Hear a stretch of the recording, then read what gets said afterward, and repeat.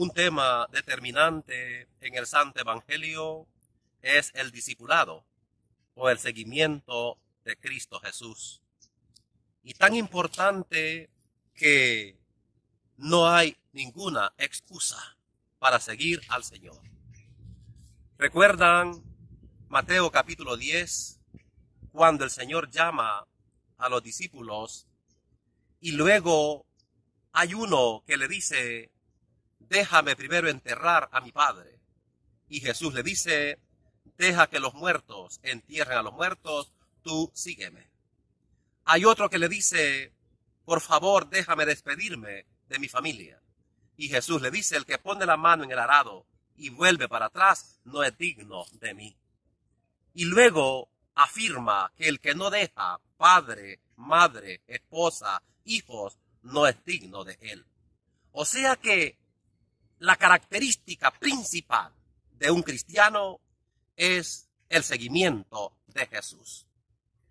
Permítanme un fragmento del Evangelio de San Mateo, justamente en el capítulo 4, versículos 18 en adelante. Dice la palabra del Señor: caminando por la ribera del mar de Galilea, vio a dos hermanos, Simón, llamado Pedro, y su hermano Andrés, largando las redes en el mar, pues eran pescadores. Les dijo: venid conmigo, y os haré pescadores de hombres. Ellos dejaron las redes al instante y le siguieron. Siguió caminando y vio a otros dos hermanos, Santiago, el hijo de Zebedeo, y su hermano Juan, que estaban en la barca con su padre Zebedeo arreglando sus redes, y los llamó. Ellos dejaron al instante la barca y a su padre y le siguieron. Palabra del Señor. Hay dos elementos que quisiera resaltar en este evangelio. Primero es que el Señor llama justamente a gente que está trabajando, gente que está ocupada, gente que está empleada, gente que tiene tanto que hacer. A estos son los que el Señor llama. En segundo lugar, hay que caer en la cuenta a quienes llama. El Señor no llama a dignificados. El Señor no llama a santos. El Señor no llama a angelitos caídos del cielo. El Señor llamó en primer lugar a Pedro. ¿Y quién es Pedro? En primer lugar, es un hombre autosuficiente. Pedro es el que dice: todos te pueden dejar, menos yo. Pedro es el hombre violento. Cuando agarran preso al Señor, Pedro saca la espada y le vuela la oreja a Malco.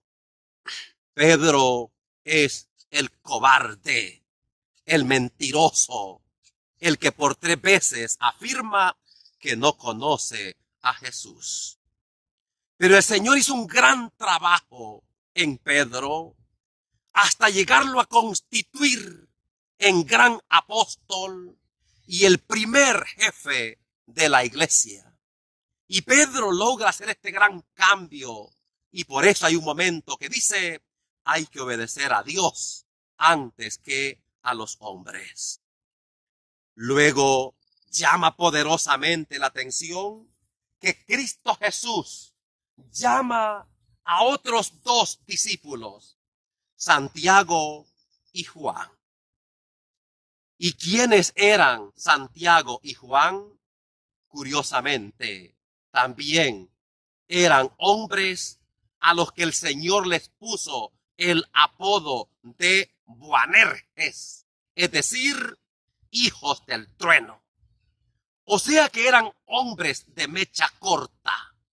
Eran hombres tan violentos, tan agresivos, Eran hombres que no soportaban una mala mirada porque allí iba la patada, el empujón, el pescozón. Boanerges, hijo del trueno o una centella. ¿Recuerda usted que dice el Evangelio de que un día, me refiero a Lucas capítulo 10, un día Jesús va para Jerusalén y entonces manda a Santiago y Juan que le preparen un lugar donde descansar un poco para poder seguir el viaje? Y entonces entraron a Samaria. Y los samaritanos, por ser enemigos con los judíos, dice el Evangelio que no los quisieron recibir. Y entonces Santiago y Juan le dicen a Jesús: Maestro, ¿quieres que ahorita mismo oremos para que llueva fuego y chamusque a todos estos samaritanos? Porque no nos han querido recibir. Mire usted lo que eran estos hombres. Eran tan agresivos, eran tan violentos, tan vengativos, pero el Señor obró tanto en estos hombres y logra que hagan un cambio extraordinario. Juan, que era uno de estos centella, hijo del trueno, nunca olvide el cambio en este hombre. Cuando escribe su evangelio, es el que más habla del amor. Juan 13:34, un mandamiento nuevo doy, que se amen los unos a los otros. En esto conocerán que son mis discípulos, en que se aman los unos a los otros. Juan, cuando escribe sus cartas, sobre todo la primera carta, dice: hijitos, amémonos, porque el que no ama no ha conocido a Dios, no ha nacido de Dios, porque Dios es amor. Mire el cambio tan maravilloso en estos hombres. Un cambio extraordinario, un cambio de 190 grados. Esto es lo que el Señor quiere. ¿Y cómo fue que logró cambiar Juan?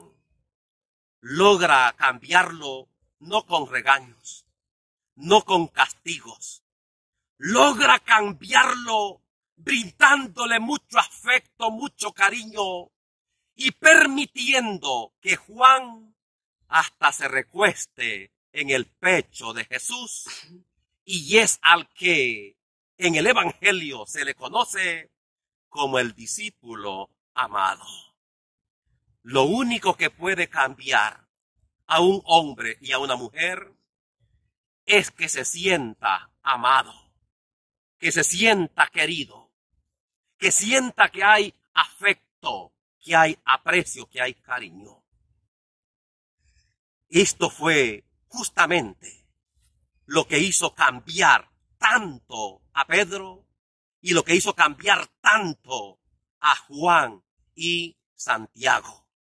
El que Jesús les brinde confianza, les brinde amor, hasta permitir que Juan se recueste en su pecho. Queridos hermanos y hermanas, por favor, luchemos y batallemos por hacer una opción por el Señor.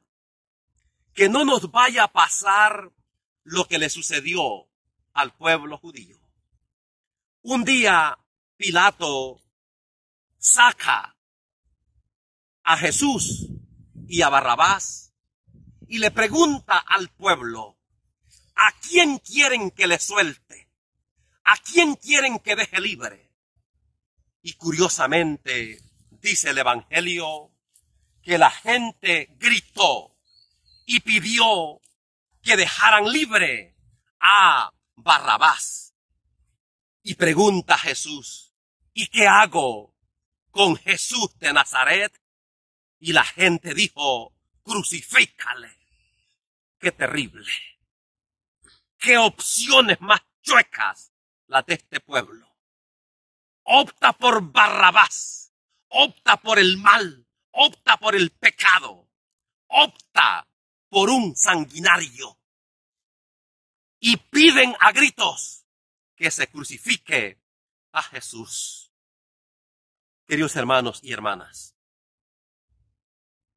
estos episodios están puestos ahí, pero que nos enseñan que ustedes y yo debemos optar por Cristo Jesús, el pan de vida, el agua de vida, el buen pastor, la puerta, el alfa, la omega. Optar por Jesús es optar por la vida, es optar por el bien.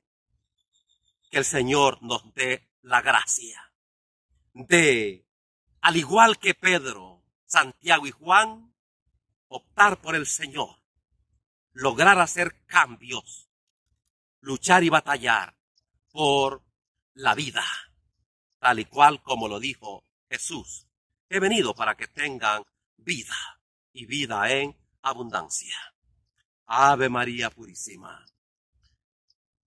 Mil agradecimientos para ustedes, queridos hermanos y hermanas, que nos escuchan domingo a domingo. Muchas gracias por compartir en sus redes, por suscribirse, por tocar la campanita. Muchas gracias por ese apoyo moral que nos regalan.